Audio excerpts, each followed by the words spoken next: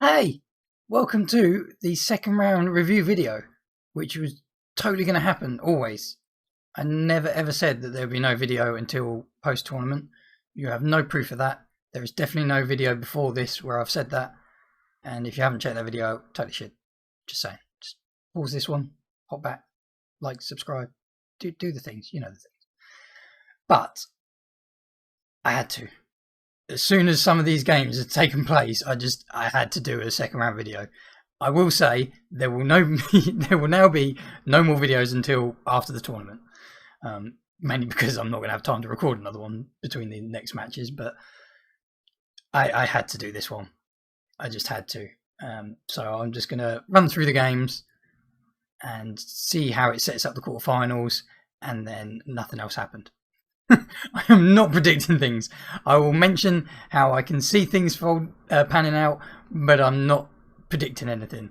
Because if this tournament has taught me anything, I can't predict. If I do predict, you know to do the exact opposite, and you'll be golden.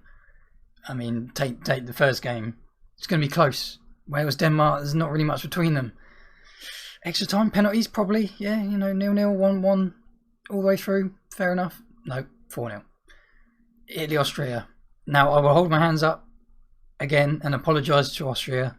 I did predict them to be the flops, and they've done really well, and they did amazing against Italy, which I didn't expect them to. I thought Italy would just steamroll them pretty much like they did every team in the group, and they didn't. So, and as you can see lower down the page, the later on we get, Netherlands are out to the Czech Republic, who I put as bottom of Group D. So, got to do this video.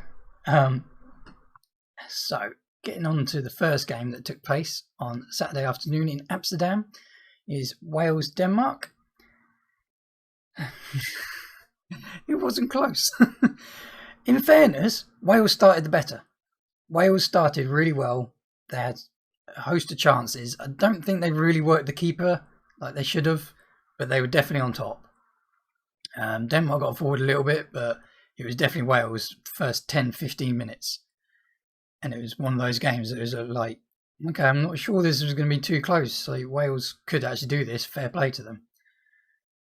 But Denmark started with a back five. They then moved Christensen out into more of a CDM, defensive midfield role, and snuffed Bale out of the game. They identified him as the big danger. Like James was playing well. Ramsey was doing all right, but it was Bale was running the show, really. Even Kiefer Moore up front wasn't really doing much. It was definitely coming through Bale, and the Danish coaching staff realised that. Quick tactical change, dropped to a back four with a CDM role, snuffed Bale out of the game, and unfortunately for Wales, that was pretty much it. As soon as Bale was taken out of that game, they didn't really offer anything. Dolberg scored the opener after 27 minutes. Stunning goal. Fantastic strike. Came out second half, went 2-0 up quite quickly. They were managing to get behind the Welsh defence quite easily.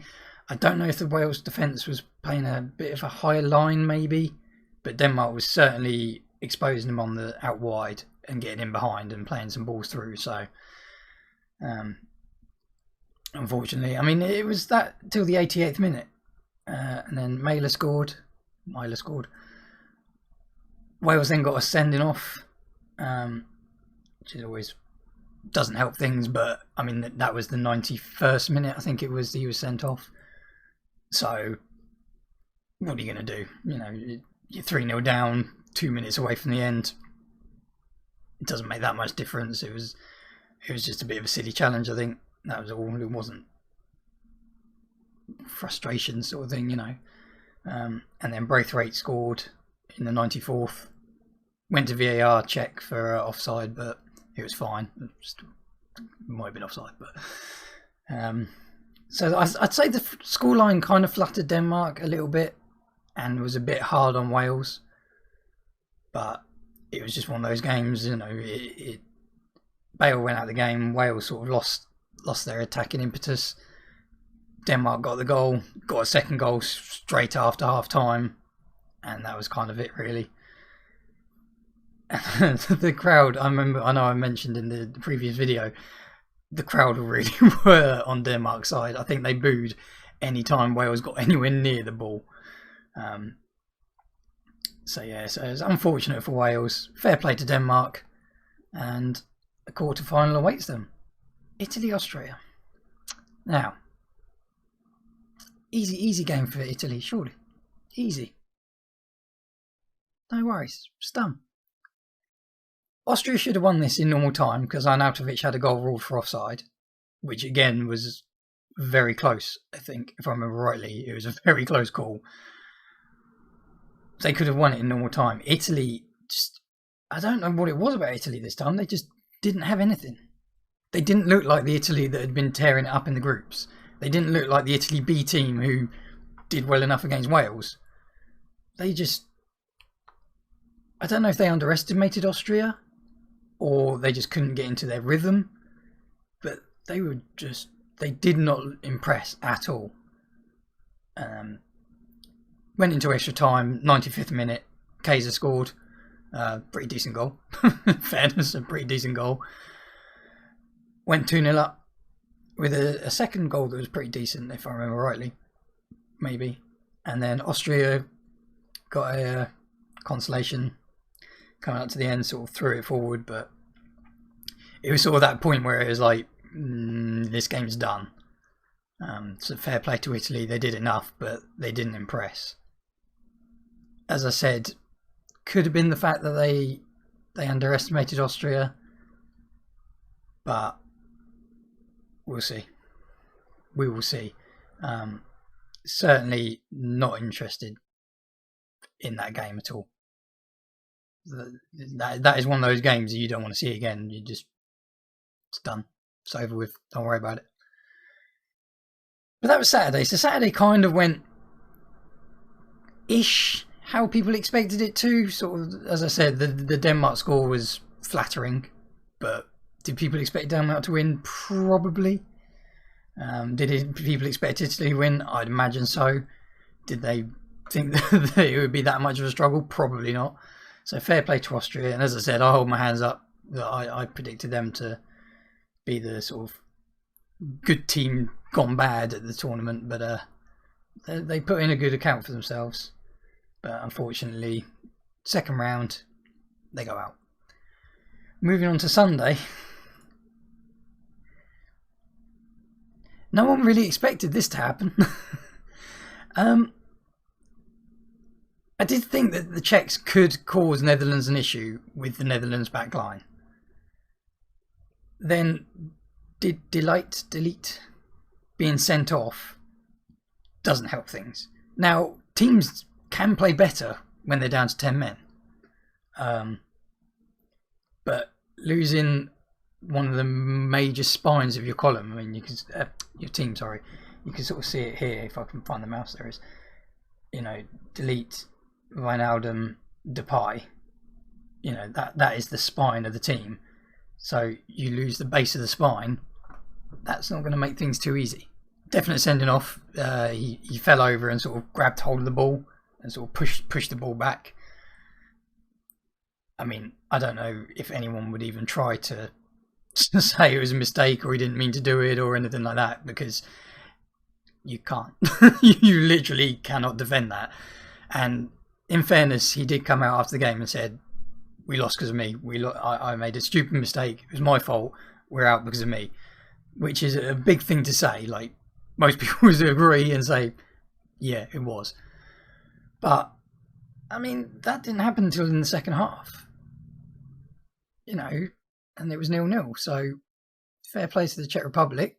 They were doing all right, and then they were able to just counter and get 2 goals. First one was a free kick from, depends which way you're looking at it. If you're looking up from the goal, it was from the left, I think. I've got to get my angles right. Came across, headed it back across goal, and then headed in. And then the second one was just a counter-attack. The Netherlands had to go for it at this point to at least get a goal, to take it to extra time or something. And then, yeah, just really got caught in Schick, who is, I think, the second top goal scorer with 4 goals. And yeah, fair play to the Czech Republic. I wouldn't have predicted them to get to the quarterfinals. They look all right. They don't look a bad side. You know, they've got decent enough defence, some solid attacking players. I don't know. Could they carry on through the quarters? Potentially. We'll have a look at the routes later on, but they do look all right. Who knows? Literally, who knows? I don't want to predict anything anymore. I don't like it. This game on a Sunday evening kind of went as expected, I would say. People expect Belgium to win. They're number 1 in the world still, so probably Portugal, the European Championship holders. It was one of those sort of heavyweight games that someone's got to go home. I would probably say that Portugal played better. I don't. It was very end-to-end. It was a very good game. It was very entertaining for a neutral. Courtois made a great save from a Ronaldo free kick. I think it was the first half. Good save. The goal from Torgan Hazard, the better Hazard. Just, I have no words. Just a facial expression will do it, right? That was an incredible goal. Absolutely incredible goal. And showed that he's definitely the better Hazard. De Bruyne went off injured, which is worrying. I haven't read anything about that yet, so that's always worrying. Eden Hazard went off injured. Again, might have just been a bit of a strain. It was quite late when he went off, so it might have just been more, hey, just take me off now. Like, I think if I remember rightly, they brought on Dendoka when Eden Hazard went off, so it was just like, it could have been more like, I'm feeling a bit of a strain, so rest me up, and also let's just shore at the back now, shall we? Because Portugal, I'm amazed they didn't equalise. They came close a lot. They hit the post at least once. They might have hit the post twice, but they were very close a few times. Definitely squeaky bum time for Belgium near the end of that game. But the tempers definitely got heated during that. There were a few moments that I'm just trying to see. So Belgium, a couple of yellow cards, 3 yellow cards. So don't know if any of these subs got yellow cards or not. But yeah, there was a few tempers during that game. But yeah, it was, for a neutral, it was a great game to watch. One of them had to lose. It ended up being Portugal. Belgium, they don't look great at the back still. Could be a bit worrying moving on. But, I mean, their front line, like, as long as De Bruyne's fit, if Hazard starts playing, I mean, Lukaku, he didn't score, but, you know, he used his physicality. He held the ball up well a few times, especially when he was sort of on his own when they'd been defending. I don't know. They're an odd team to predict. Belgium. They're the kind of team that could do amazingly. They could get to the final. They could smash Italy, smash England, smash Spain. You know, whoever they come up against without a worry. Or they might go out in the next round. You know, they could have gone out in this round. You know, if Ronaldo had scored, I'm sure the free kick was the first half. You know, it's a completely different game. And then Belgium getting the goal just before half time is always one of the best times to score. To just go in, your head held high, Portuguese heads dropping a little bit. It completely changed. I mean, especially sort of 42nd minute, it completely changes the coach's chat. As I said, you know, Portugal looked the more dangerous. So then, you know, you're going into the team talk like, yeah, keep doing what you're doing. You know, you're knocking at the door, you're doing well. All of a sudden, it's like, right, you really need to knock that door down, because you've now got to get a goal back before you even then think about, you know, scoring second 3 times. You know, keep it tight at the back still. Whereas Belgium, all of a sudden, it's sort of like, okay, well, we're ahead, so don't lose your heads at the back. Try and counter-attack now. We'll play a little bit deeper. Great, happy days. It just completely changes the dynamic. So, yeah. Moving on to Monday's games. We will see what happens. Monday was crazy. Monday was insane. I don't know what happened on Monday. I don't know what was in the water.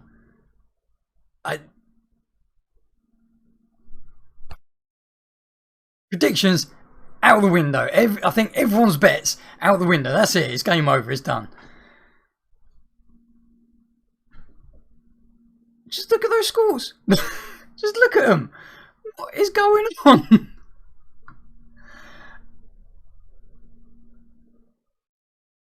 Let's do it in order. Let's just go in order. I've got some notes.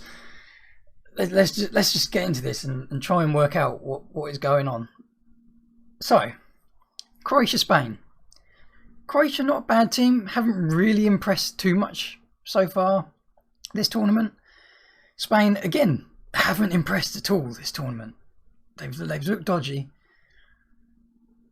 Croatia went 1-0 up with a Spanish pass back gone horribly wrong. It sort of bounced over the keeper's foot and just rolled into the net. But it was one of those moments where you sort of look away from the screen. You know, sort of being passed around the back, no real danger. It's like, oh yeah, pass back to keeper, cool, yeah. He'll either play it up or pass to the right back or something. It's fine, it's whatever. Yeah, wait, what just happened? So yeah, so Croatia 1-0 up. What's going on? Just before half-time, Spain equalised. A little bit before half-time, but good, helpful for them. You know, it's as I said, it's a good time to score, and again, it completely changes the team talk. I hadn't seen the first half, so I'm not entirely sure who was on top, if Croatia were playing well or if Spain were all over them.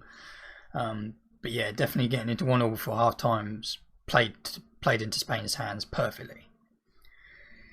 Came out the second half, went 3-1 up before the 80th minute. Cruising. Absolute cruising. Great header from Massaqueta.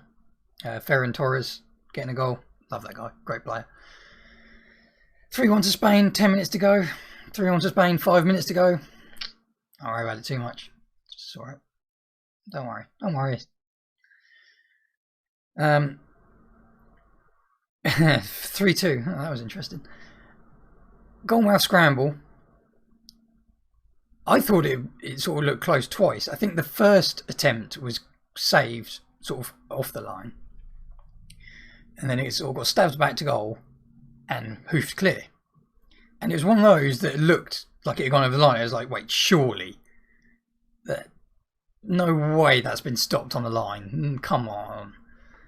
And a few seconds later, the ref obviously had his watch buzz to say, hey, it crossed the line, so he awarded the goal. Great, fine. After that, it was all Croatia. Like, I don't know if Spain really tried to shut up shop, but literally Croatia were all over them and got their reward. Like, I think they deserved it. 92nd minute. Cross came into the box, header in, done. I think it was a header. 3-3. Literally one of the last kicks of the game, and it was done. So went to extra time, and then Spain kind of showed their class. Like, I don't really remember much from Croatia in the extra time. A couple of quick goals from Spain, and that was kind of it. It sort of petered out. I don't know if Croatia sort of got a bit more cramp and stuff, ran out of fitness as such. But yeah, it was a bit of a shame because the end of the normal time was awesome, and then yeah, once Spain sort of went 5-3 up, it was like, oh, it's kind of done. So kind of fizzled out a little bit in the end, but you know, who would have predicted 5-3 between these two? I wouldn't. Ever. I wouldn't have thought it would have gone to extra time, so fair play to Croatia. Again, they sort of struggled a little bit in the groups, I think. Like even they looked good against Scotland, but I say that. I mean, a lot of it's knockout football, and it tells in the next game as well. You know, you're 3-1 down with 5 minutes to go. You go for it. Why don't you go for it? Why don't you crowd? I think there was like 4 or 5 Croatians in the box, all stabbing at this ball to get it over the line when they got their second. Why wouldn't you? You know, and then for the third goal, you know, 92nd minute, you know, you're a minute, 2 minutes away from going home, going out of the tournament. You're 1 goal behind. You know, get the keeper up. You know, you see it quite often. Like the keeper comes up for free kicks and corners later on in the game if you're a goal down or whatever. And in knockout football, you've got to do it. You've got no other choice really. And Croatia did it perfectly. You know, 3-1 down, 5 minutes to go. Send everyone up. Let's go for it. Who cares if Spain go and score 6 goals on the counter? We're going home anyway at the moment, so forget about it. And it paid off, and you know they got it to 3-3, and unfortunately extra time, as I said, Spain got a couple of goals, and that was kind of it really. Yeah, to finish off, fair play to Croatia, fair play to Spain. Again, they haven't looked as good as they have in the past tournaments, but they did what they had to do. Maybe took their foot off the gas a little bit too early. Allowed Croatia to get back into it, but definitely showed it in extra time. Like, yeah, we're done. We're not messing about anymore. Come on. And yeah, so Spain progress. So that was an exciting game. You know, 8 goals. Like, well, all right, France, Switzerland next. There might be 8 goals in this one, but it's only going one way. Nope. Nope. Kind of did. So Switzerland went 1-0 up. Great header by Seferovic. Great opening goal. France then gave away a penalty in the 50th minute, something like that, like very early second half, which Lloris saved. Good save. Not a great penalty. Quite close to the keeper, quite low to the ground. But a decent save nonetheless. You know, you can't argue. And then France just turned it on. You know, France, not messing about anymore. Come on, Switzerland. You've had your fun. Benzema picked up another 2 goals. As I said, player of the tournament. I predicted he was going to play of the tournament. I told you, you know, he's a great player. He's going to do it. You know, picked up his third and fourth goals. Perfect. Pogba just. I mean, again, what to say about Pogba's goal apart from superb strike. Beautiful. If you haven't seen it, go watch it. Superb strike. So 3-1, 9 minutes to go. Switzerland scored. I don't know why I got a bit confused there. Switzerland scored a goal. Again, you know, 9 minutes away from going out of the tournament. Go for it. Throw everything forward. Seferovic got another goal. Great. He then scored. I'm sure it was Seferovic scored again, but it was offside. Whilst it was 3-2. And then 90th minute, 3-0. Again, just threw everything forward. Got there just rewards. Exactly the same as Croatia. Didn't give up. Just carried on going. Again, France may have taken their foot off the gas a little bit. But can't argue. Again, Switzerland deserved it. They didn't give up. They carried on. Happy days. Great. Into extra time. No goals. Somehow. France had so many chances. So many chances to wrap that game up. That I think, in hindsight, looking back on it, they probably deserved to lose. with the fact that they just squandered so much in the second half. Giroud had a header. He could have put it anywhere and it would have been a goal straight at the keeper. Mbappe had a one-on-one that you think he would have just wrapped his right foot around it into the far corner. Easy goal. He didn't. He stabbed at it with his left and completely missed the near post and also injured himself in the process. I was stunned at how many chances they were just giving up, because Switzerland didn't really have much in that in the whole of extra time, I don't think.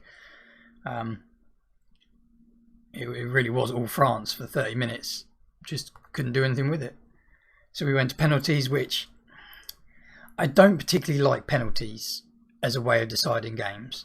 Now, obviously, could you then play another, do you just carry on playing, or what do you do? There must be a way of separating the sides.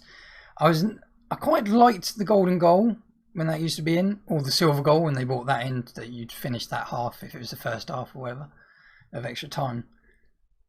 I didn't mind those too much, although sometimes, if you take the Croatia opener against Spain, a pass back that bobbled over the keeper's foot, if you lose a golden goal like that, oh, cheers, great. Just because the keeper was looking up just to see who to make a pass to or something, and took his eye off the ball, great. But penalties, I don't know.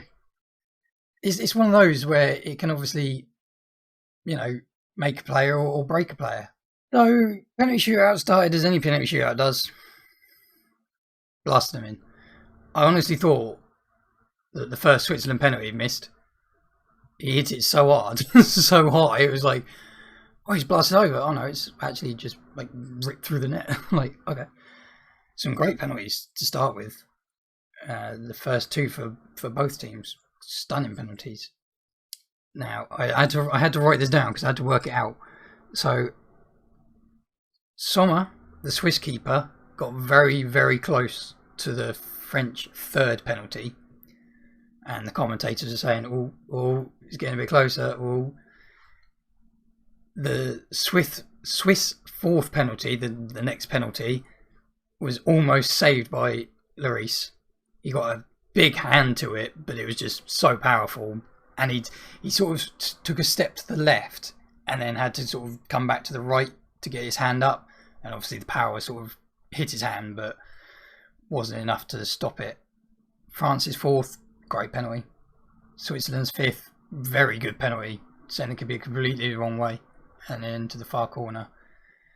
And then Kylian Mbappe stood up. Tipped by many to be sort of player of the tournament, young player of the tournament. And Sommer saved it. Now, I haven't looked again. It's been checked by VAR, so he must have kept his foot on the line. I thought his left foot had come off the line. But in fairness to Sommer, he sort of pointed, because obviously you could see your team rushing towards you from the halfway line. He actually sort of put his hand up to be like, no, wait a minute, and sort of checking with the ref and the linesman who sort of keeps an eye on the goal line and stuff. And then they seem to sort of say no, we're happy. Everyone seems happy. So cue the celebrations. But yeah, fair play. Especially after saving the fifth penalty, which obviously puts them through. You'd think the emotion would just be yep, I'm going off. I'm going to my team. But he actually had a good head on him to be I'm just going to wait for a minute because I can run off and celebrate and then get told, no, you're off your line, get back. So fair play, and fair play to Switzerland. They look solid. They haven't really done much, but they look alright. Again, not giving it up. 9 minutes to go, 10 minutes to go, being 3-1 down to the world champions.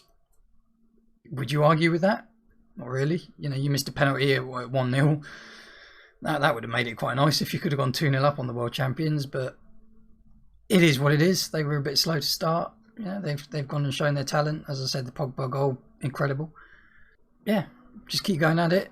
Got it back to 3-0. Got through extra time. As I said, it was all France in extra time, but you got through that. And then finish you out. They knock out the world champions. Fair play. Can't say any fairer than that. So Monday was a bit crazy. Monday was just a bit crazy. What was that? 14 goals on Monday? Yeah, 14 goals in 2 knockout games. Okay. and penalties as well. All right, fair play. Monday really lived up to some hype. And then we came to Tuesday. Now, again, I don't want to sort of talk too much about England. Obviously, yes, I'm English. Yes, I'm an England fan. Yes, I hope England win. I honestly thought Germany would win this. England haven't beaten Germany in a knockout tournament game since the 1966 World Cup final.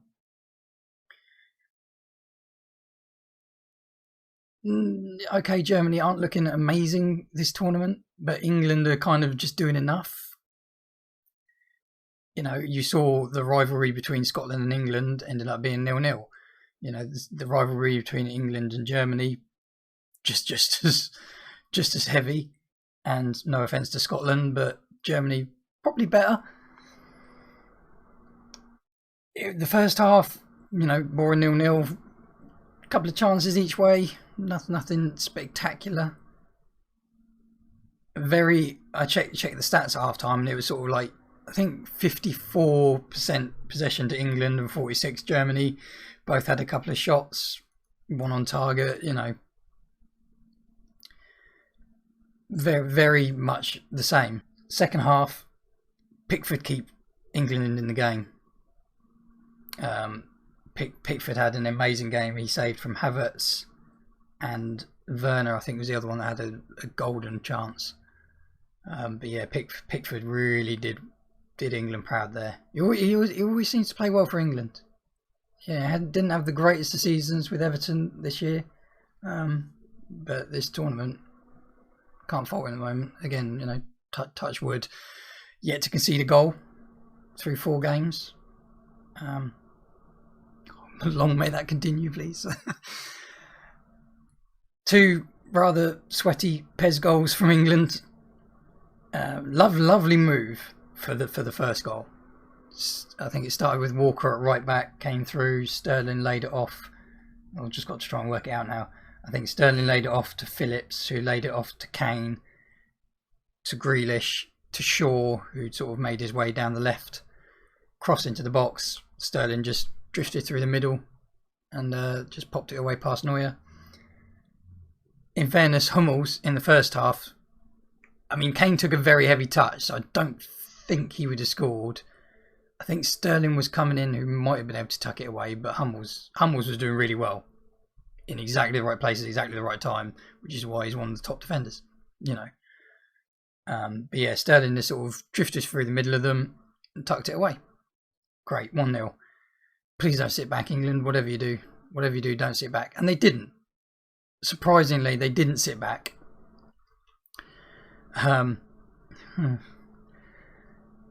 Sterling then gave away the ball, and it ended up at Muller's feet. Thomas Muller, thorn in England's side, got 1-on-1. Might have taken it a little too early. Pickford did come out well to close the angle. Muller might have, to be fair, might have been able to take it around him, but he took the shot, and even after he shot, I think everyone in Wembley, everyone watching, was like, "Let's go 1-0, fair play, Muller. Just can't let him have that kind of space. Great." And it just flashed past the post, and it was just, you know, I think the entirety of England had a collective gasp, sigh of relief. Like, no one could believe that Muller missed that. I still can't. Like, you see replays of it, and you're just like, how do we get? You know, Lady Luck was sat on top of England at that point. In any other game, he would have tucked that away. But, you know, when it's not your night, it's not your night. And England carried on pouring forward. And again, Grealish out on the left for some reason. He should have been on the right, I think. Pulled it across goal, and Kane was there. Just stooped, headed it in past Neuer again. You know, it's one of those things, a bit of a sweaty Pez goal, but it gets him his goal. You know, he's been on a drought so far. You know, 3 games without a goal. Should he have scored against someone? Surely. But he does do well. Like, he drags like 2-3 defenders with him. You know, he's always marked up, which gives people like Sterling the chance to get in behind, as is proved. You know, he scored 3 goals in 4 games, Sterling. You know, he's the reason that we've won games. And a lot of that is due to Kane. Even though he's not scoring, even though he's not having 20,000 shots, he is doing a job back there. Well, up there, I suppose. But now he's got his goal. Who knows? He might go on and get a hat-trick in the next game. He might do nothing. We will see. But, I mean, fair play to England. As I said, I expected England to lose. And they didn't. They won 2-0. They won by the biggest margin so far this tournament. Still not conceded any. Germany won the big guns, losing out. Just want to check that I haven't missed anything. Oh, yeah, the only other point I made is that the England performance was much better. Like, obviously they've done enough to win the group games, to draw 0-0 with Scotland. But apart from a couple of the Muller moment and a couple of decent shots from Germany that Pickford did well with, I can't really fault much of the England team. Phillips is looking amazing. Rice did well. Picked up a silly booking quite early on. It was a little worrying. But the back 3, who was it? Walker, Maguire and Stones. Solid. You know, there weren't many moments that were really heart and mouth apart from Muller. You know, it wasn't a scary game. It sort of felt comfortable a lot more, especially when we were 2-0. And when we were in 2-0, then we sat back. But yeah, I can't argue against anyone. Trippier started well, kind of faded out a little bit down the right. But as soon as Grealish came on, he's attacking. I hope he starts the next game. I really hope he starts the next game. Like, I have no issues. I mean, you can't really drop Sterling, but Saka, after coming on for the last 2 games, he's done all right. He's a decent player. But I think you've got to give Grealish the chance to play and bring Saka on later for some pace. I was a little upset that Sancho didn't come on, and Bellingham, since it was his 18th birthday. That would have been nice. I mean, he was happy with the win, but it would have been nice to have got him on. But, you know, you got to do what you got to do. So yeah, so England progressed to the quarterfinals, and then everyone was quite bladdered in the pub, I think, and the England team would have earned themselves a nice beer to sit down and watch Sweden-Ukraine to find out who they'll be playing now in the quarterfinals. This game went how I expected it to. It was a very close affair. Neither team looked great. Neither team looked bad. They very much cancelled each other out. Ukraine opened the scoring with decent goal. Can't argue with the goal.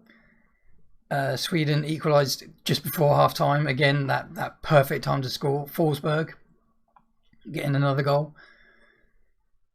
Lucky, very lucky deflected shot. Oh, I'm glad I looked at my notes then, because I just saw what I said about the Ukraine goal. The Ukraine goal was an outside of the boot, sort of pass cross. So where you still think that someone might leather it at the near post, swung perfectly, and Zinchenko just wellied it home. Like, you know, you're not saving that one. But yeah, and then Forsberg's goal was deflected.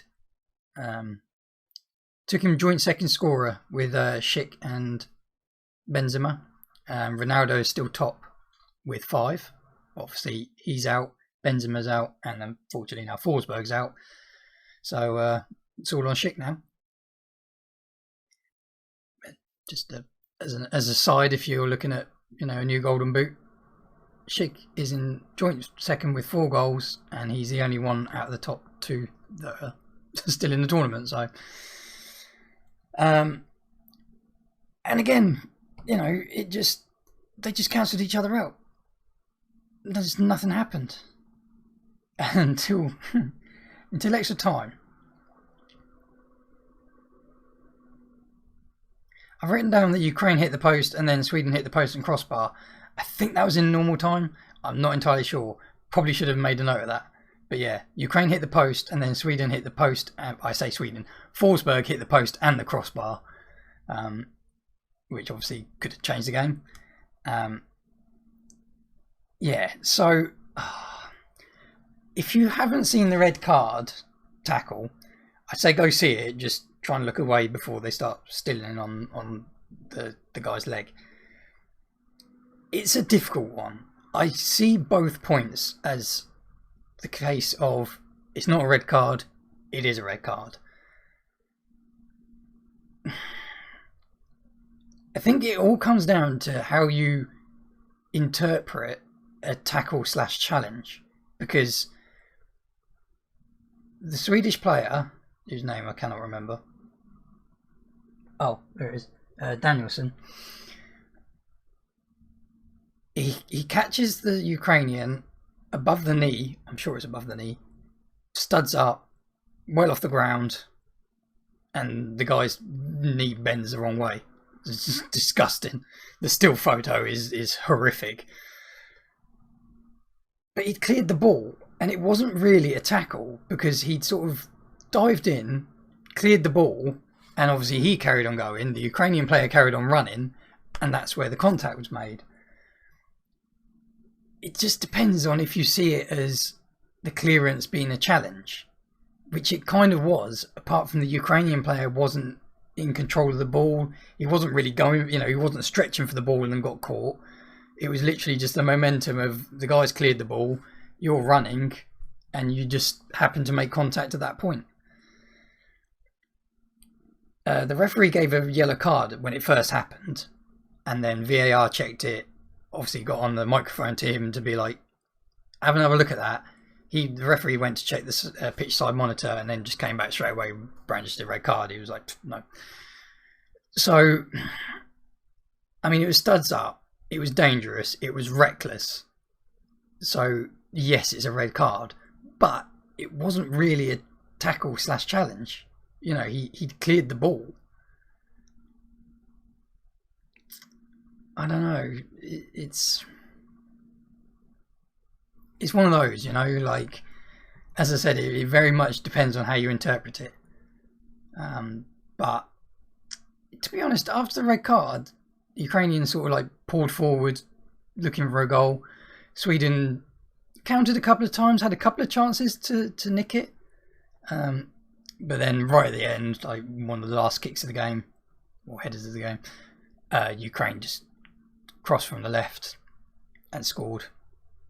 It was tough on Sweden. That would have been a game that, had it gone to penalties, you'd have been like, yeah, they're pretty even. Like, I think the only way you're going to tell them apart is with a penalty shootout. Unfortunately, they just couldn't hold on a couple of minutes longer, so it's a bit harsh on Sweden. The red card kind of told.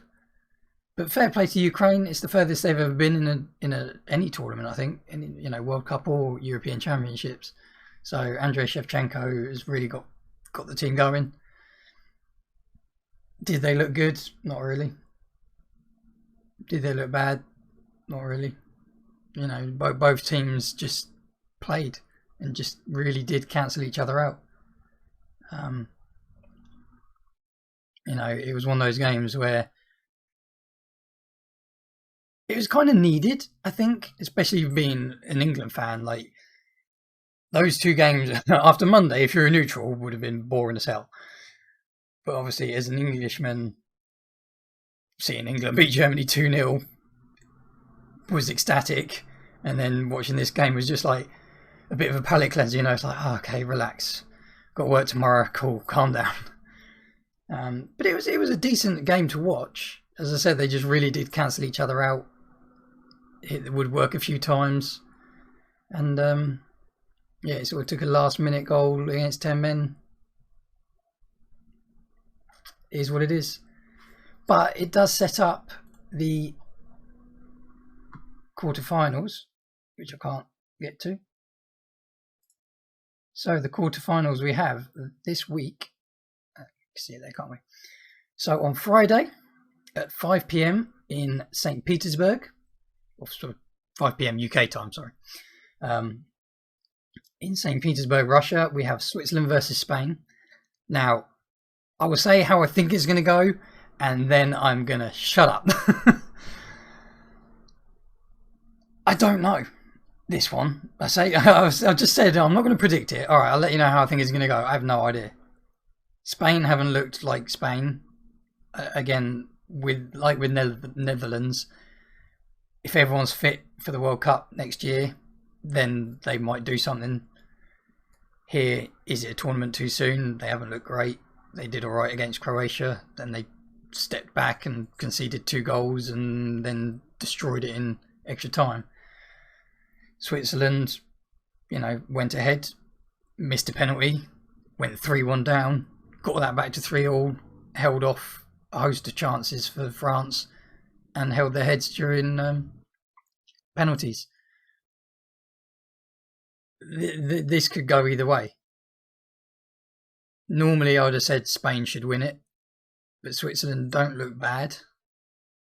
They look pretty solid defensively, not bad attacking. Spain look a bit more dodgy at the back ish. I mean, Laporte's back there doing all right. Biscuits is back in the team now, and they seem to have found their scoring boots going forward, so I don't know. That could be Spain, Switzerland, normal time, extra time, or penalties. Not a clue. I don't even want to hazard a guess for that one. And then at 8 o'clock in Munich, we have Belgium, Italy. Not touching it either. I'm not touching it. I'm not predicting. I'm not doing it. I'm sorry. I can't help you with this one. I can't tell you what not to do.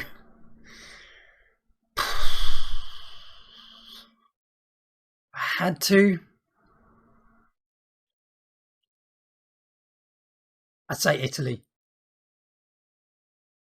I think. Yes. Italy will win. Possibly extra time. Italy looks more stronger throughout, whereas I am concerned by the Belgian back line. But that Belgian attack is scary. Really scary. But both of these teams have only conceded 1 goal. So I say Belgium's back line's dodgy. They've only conceded 1 goal. And that was to Denmark, who I think caught them a bit cold at the start of the game. And Italy's was against Austria during extra time. And it was a consolation goal when they were 2-0 up, sort of coasting to the end. So Italy, maybe. And then the winner of those 2 quarterfinals will then play each other in the semi-final at Wembley. Whichever teams win. I don't know. I don't know who's going to win that. I couldn't even try to guess that. Switzerland, Italy. Laying it out there. Switzerland, Italy semi-final. Potentially. Maybe. And then on Saturday over in Baku, we have Czech Republic versus Denmark. Again, I imagine Denmark are going to have most of the crowd on their side. They're definitely the neutrals' favourite team for the tournament now, after Eriksson, and obviously that happening in their opening game, losing their opening game to then, qualify and now move into the quarterfinals. Again, I don't know. Czech Republic, Denmark. They both look alright. They both don't look great. They both don't look bad. The camera is lagging again. Can only apologise. I know I've sort of cut this video. Well, the wonderful editor Violet has cut this video up a few times, but we're near the end, so there's no point. As long as the audio is picking up, you can deal with me going jittering all over the place.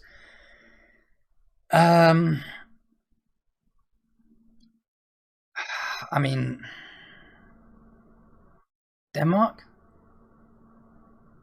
Maybe? Czechs?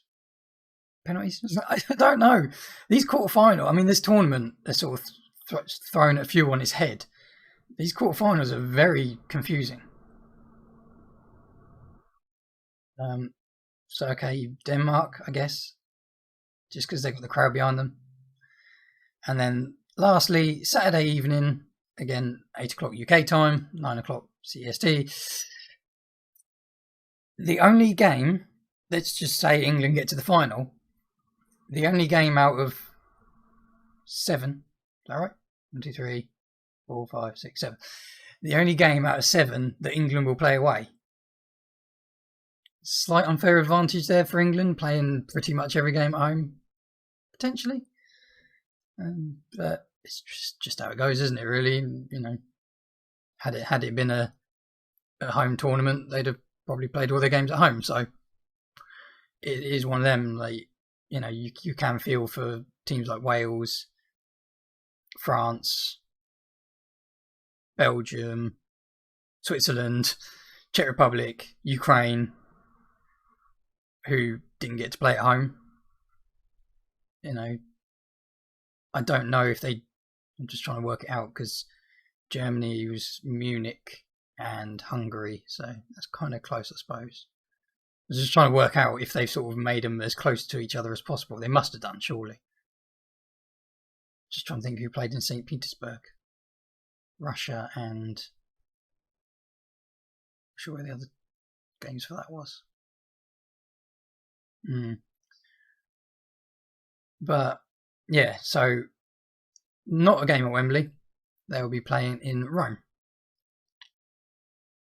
And they won't have the crowd behind them because Italy are on the amber list. So when you, or I think, so for our rules, you have to sort of have negative tests and you have to quarantine when you get home. And I think Italy's rules are you have to quarantine for 5 days when you get there. And so obviously, if you flew out last night, you know, Wednesday, Thursday, Friday, Saturday, Sunday, you wouldn't be allowed to leave until Sunday. So there aren't going to be many fans. I think the FA, the English FA, have said they're going to try and get some tickets through the embassy to people who are already, you know, expats in Italy, or if you're on a holiday in Italy, like, hey, do you want to go to the game? So there might be a bit of a crowd there. I imagine there'll be more Italians. They might be behind England. They might be against England because they see them as a threat if Italy get to the final. Obviously, Italy will know if they're in the semi-finals at least. So England could find the crowd are a bit against them. I mean, the noise for the quarterfinal last night was just incredible. And it was only a half-filled stadium, I think. And some of them were German, and probably others.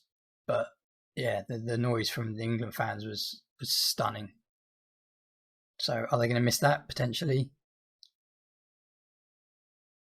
I mean, again, you look at it and you say that England have got the easier route to the final. You know, you don't have to play Spain or Belgium or Italy or Switzerland, who have looked decent. Obviously, already beaten the Czech Republic. Denmark have lost a game. Ukraine lost, although they just scored 2 goals against Netherlands in that loss. Did Ukraine lose 2 games? I don't remember now. Yeah, they lost 2 games, didn't they? And then they didn't look great against Sweden. So you can't underestimate anyone. You know, France, Italy may have underestimated Austria and almost got knocked out. France may have underestimated Switzerland a bit. They went out. So it would be just like England to beat Germany for the first time in a tournament for 55 years to then lose to Ukraine. But you would say that on paper, England would be favourites to make the final. So yeah, so I don't know. I literally don't know any of those. You know, again, I would say England, but you know, it could be a complete banana skin. We'll see. We'll see. But thank you so much for watching. sorry for all the lag issues and the cut-up video. Thank you very much to Violet for some wonderful video editing again. Please do like and subscribe. Comment below. You know, was Summers' foot off the line? Was his foot off the line? Was it a red card for Sweden? What would you think? Let me know. Have a chat. And I promise there will be no more video until the post-tournament review. I might try and do a couple. I might do a quick sort of quarter semi-final review, and then I'll do a separate one with Stu, and we can sort of go through our predictions, of which mine will be like, I got Group F right and nothing else. Although I need to watch my video again, because I redid the predictor table thing as the tables had been done, so that I could then try and predict the knockout stages, which I'm pretty certain I got all wrong anyway. Still, never mind. Just do as I don't do as I say, and don't do as I do. But otherwise, have a wonderful rest of your tournament, and I will see you in a week and a half, a couple of weeks, with a post-tournament review. But thanks for watching, guys. Take it easy. Bye.